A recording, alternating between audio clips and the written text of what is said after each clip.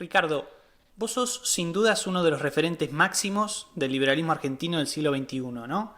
Tanto por tu gestión como ministro, como por tus candidaturas a presidente y tu trayectoria profesional y académica.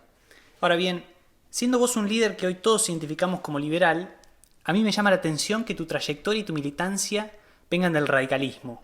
¿En algún momento de tu vida diste un pase del radicalismo al liberalismo o han sido para vos identidades compatibles? No, totalmente compatibles. Yo nunca oculté mi adhesión a las ideas liberales, más, era una expresión muy clara y el que sigue los debates de la década del 80 y la década del 90, donde yo integré los cuerpos de conducción del radicalismo, era muy notoria mi adhesión y mi valoración liberal, pero además el radicalismo surge como un partido liberal, eso, N era una persona de un liberalismo como el de Alberdi, y lo mismo era Marcelo Torcuato de Alvear, o sea, toda la ideología era justamente preservar a la sociedad civil del poder del Estado, evitar el uso del Estado para los fines particulares y los fines del liderazgo. Alén criticaba a Pellegrini cuando creó el Banco Nación, porque usted quiere un banco estatal para darle préstamo a amigos. O sea, ahí hubo una gran continuidad histórica. Es verdad que en ese proceso, sobre todo en la posguerra, la mayoría de la conducción del radicalismo tomó una vertiente, yo diría, más intervencionista, como ocurrió en toda Europa, y yo diría una parte se asumió con posiciones cercanas a la socialdemocracia. Pero otra parte, durante una buena parte de ese tiempo la conduje yo, mantuvo una férrea adhesión a las ideas liberales y yo creo que probablemente si hubo un partido que defendió las instituciones, las reglas republicanas, la protección de los derechos humanos y civiles, fue el partido de las instituciones, fue la Unión Cívica Radical. Eso no quita que yo tuve una gran discrepancia con todo el enfoque estatista, intervencionista, socialdemócrata que prevaleció en particular desde el advenimiento de Raúl Alfonsín.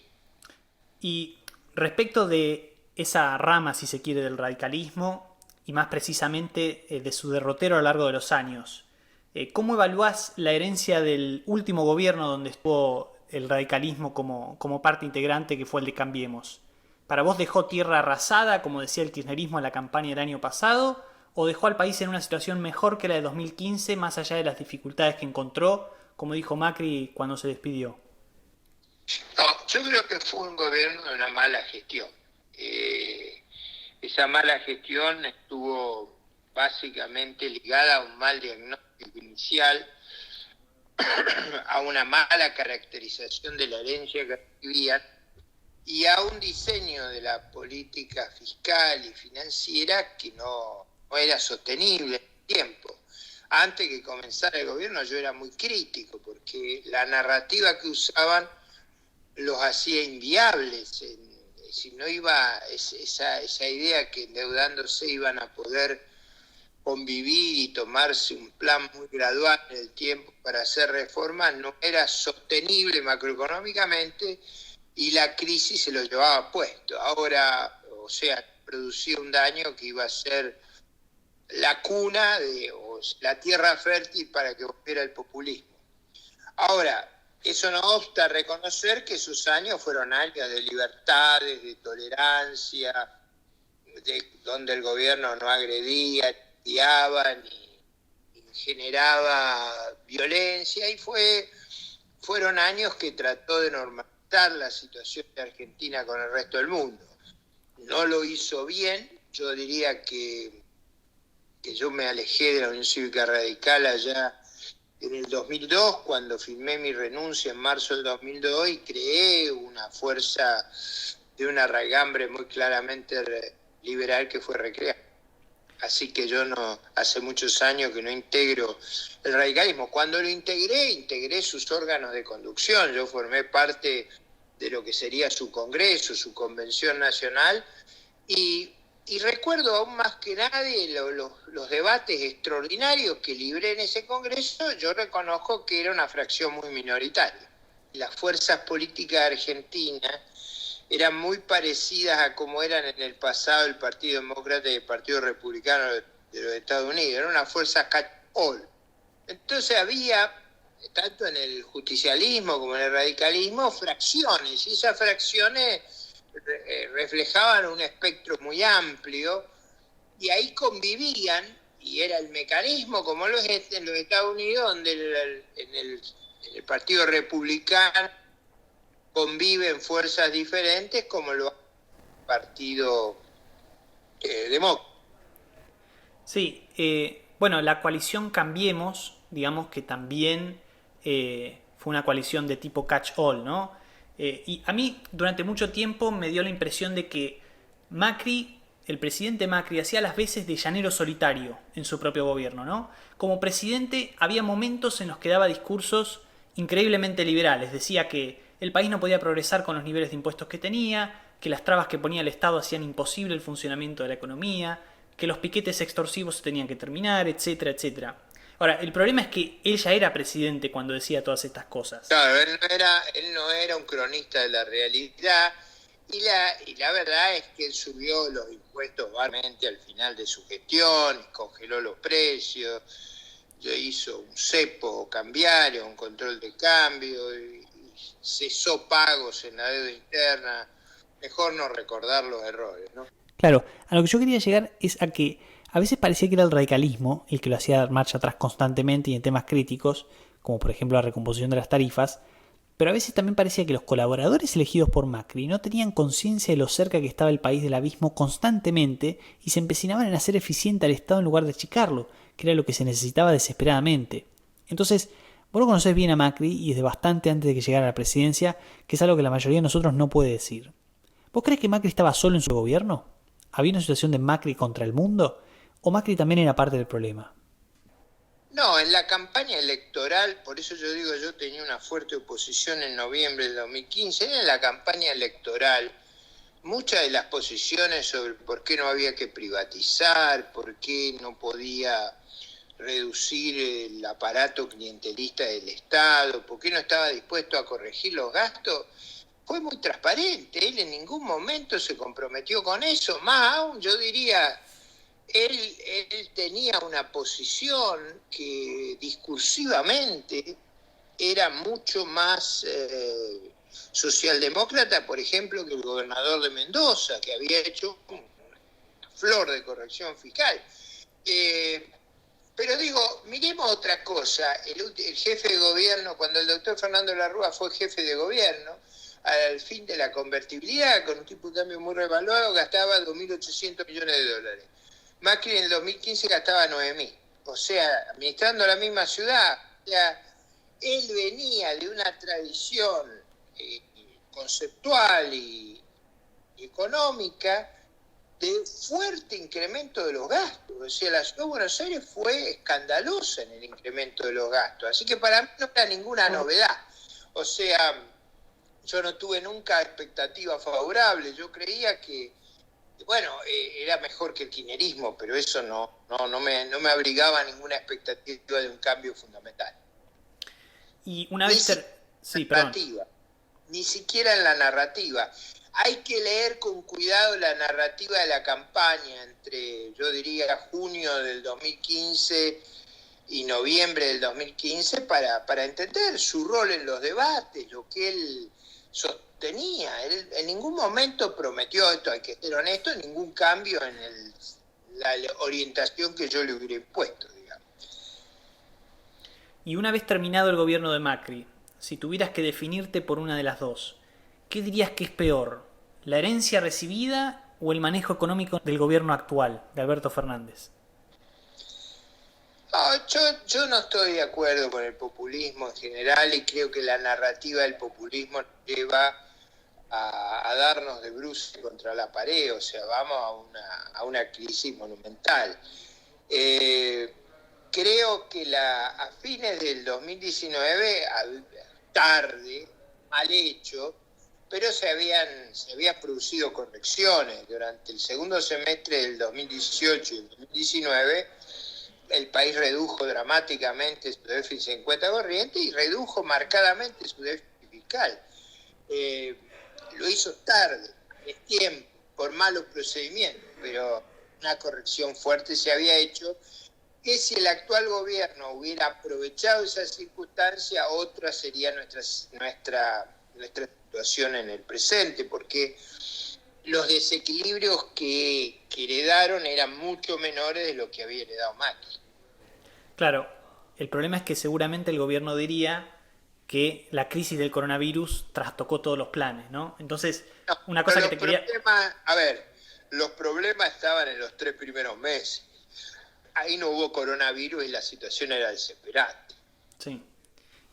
Y si te tocara a vos ocupar el sillón de ministro de Economía que ocupaste hace casi 20 años, ¿cómo encararías la situación argentina considerando la crisis del coronavirus y también el descalabro previo en el que ya estábamos inmersos?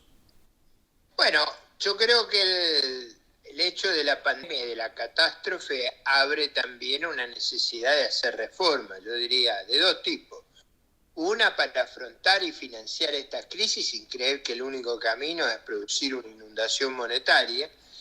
Y en segundo lugar, hacer una reforma estructural que el país requiere. O sea, el país no puede soportar más tiempo un sector público que es tan opresivo, que es tan pesado, que requiere impuestos extravagantes y que no alcanzan. Por eso vamos a una tasa de inflación elevadísima y vamos a la cesación de pago. O sea, aún con impuestos extravagantes no se pueden cerrar las cuentas. Así que inexorablemente deberíamos ir a una reforma estructural, planteando también cómo vamos a financiar la crisis. Yo diría, el financiamiento de la crisis tiene que ser ahorrando gastos en los sectores que no están, como se hace en las guerras, en los sectores que no están comprometidos en el esfuerzo de la lucha contra el virus, o sea, la salud, las Fuerzas Armadas, la seguridad que están comprometidas en la lucha, esos no serán, tendrán que ser obviados pero el resto del sector público, las 3/4 partes del sector público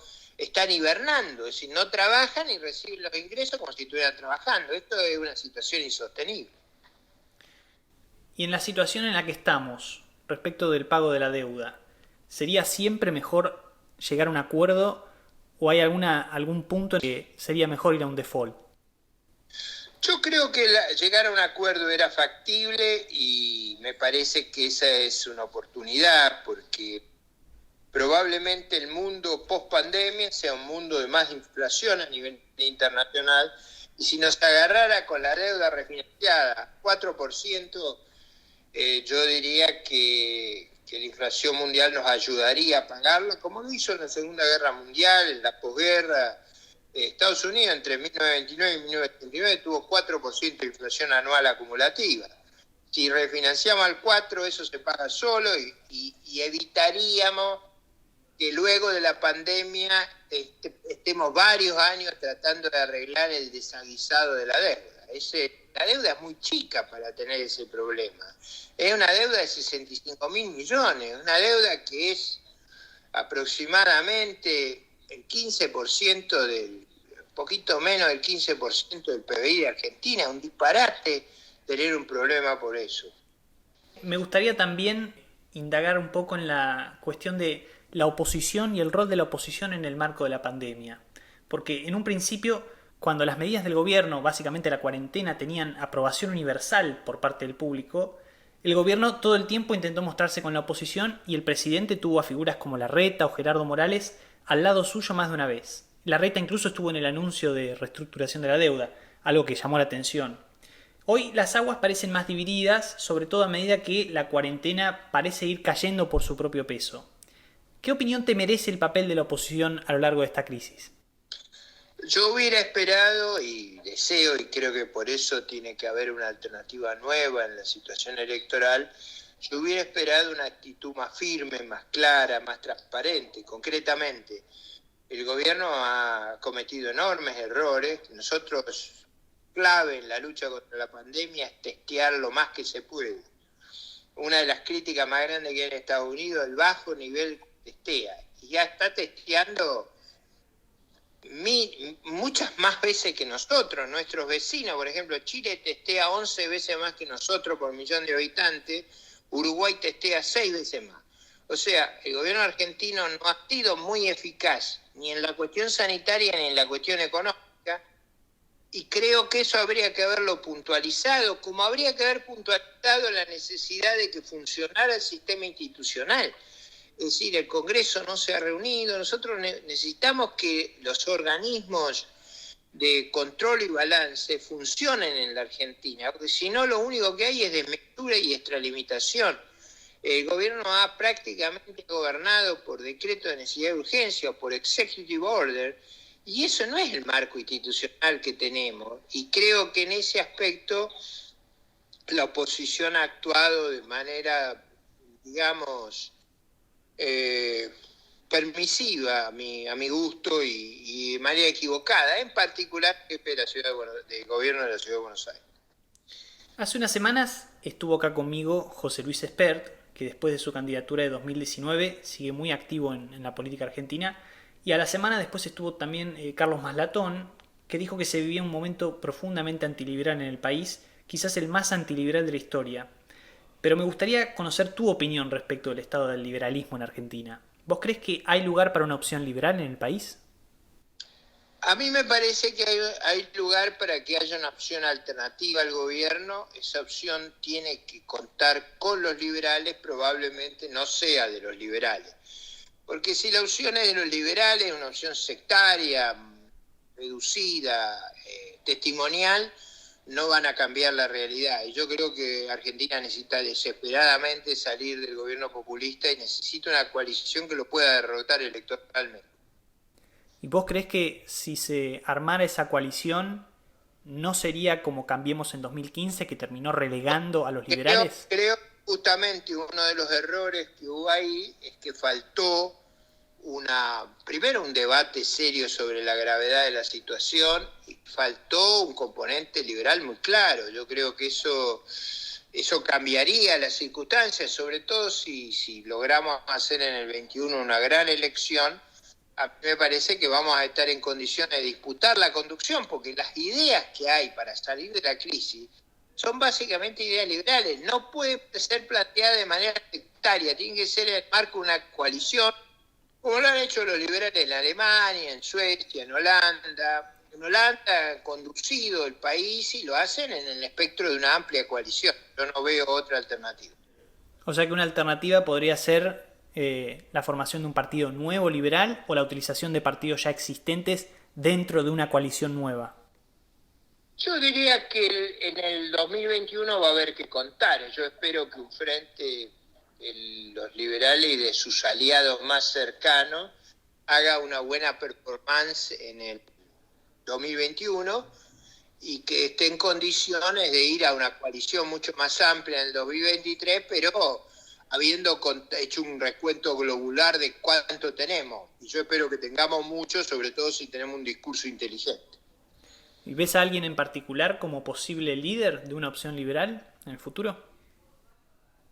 A mí no me parece que ese sea hoy el problema. O sea, el problema más importante es tener conciencia que en el 21 hay que agrupar todo lo que podamos y ampliarlo lo más que podamos, y en el 23 va a haber que hacer una coalición con las fracciones republicanas, no populistas del país, yo espero que incidamos decisivamente en el plexo de ideas y en la orientación que se sigue.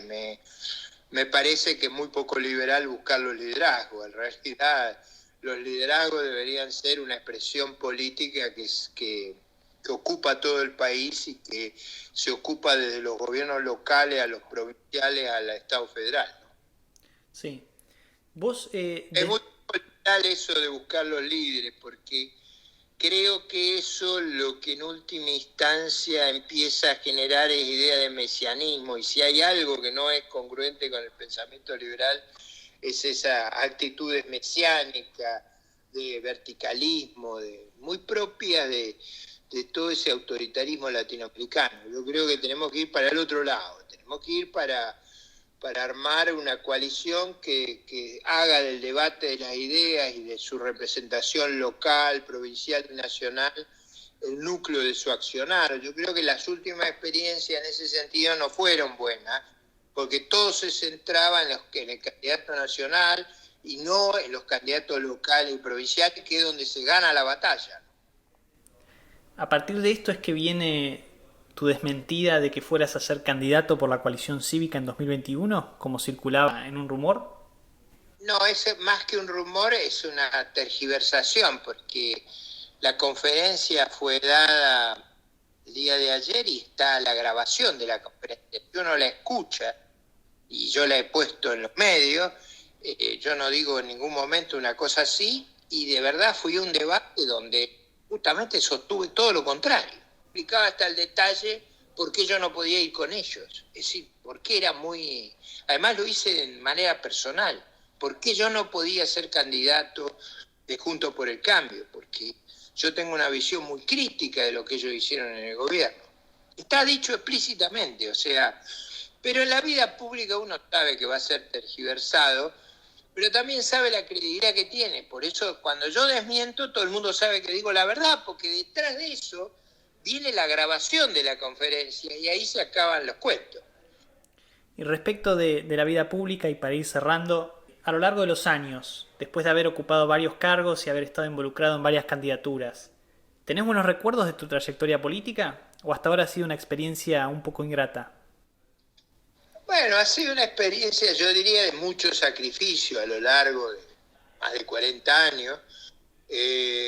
Ha sido una experiencia que me ha costado girones de mi vida, pero de la cual está mal que uno haga la apología de sí mismo, pero de la cual yo me siento muy orgulloso. He pasado a lo largo de mi vida batallando por esta idea, no he mantenido mi reputación, he mantenido mis convicciones y creo suscitar el respeto aún de los que no acuerdan conmigo, que saben que he sido intachable, impecable, y estoy muy orgulloso de eso. En nombre mío y de muchas personas que van a estar escuchando este podcast, te agradezco por eso, Ricardo. Muchas gracias. Un gusto de haber hablado con usted. Hasta luego. You have to be a boy to be a Boy Scout. In the name Boy Scouts. Because in order to be able to think, you have to risk being offensive. I'm just trying to work that out. I mean... Ha, gotcha. Empezó siendo el patriarcado, luego fue el heteropatriarcado y ahora es el heterocapitalismo patriarcal.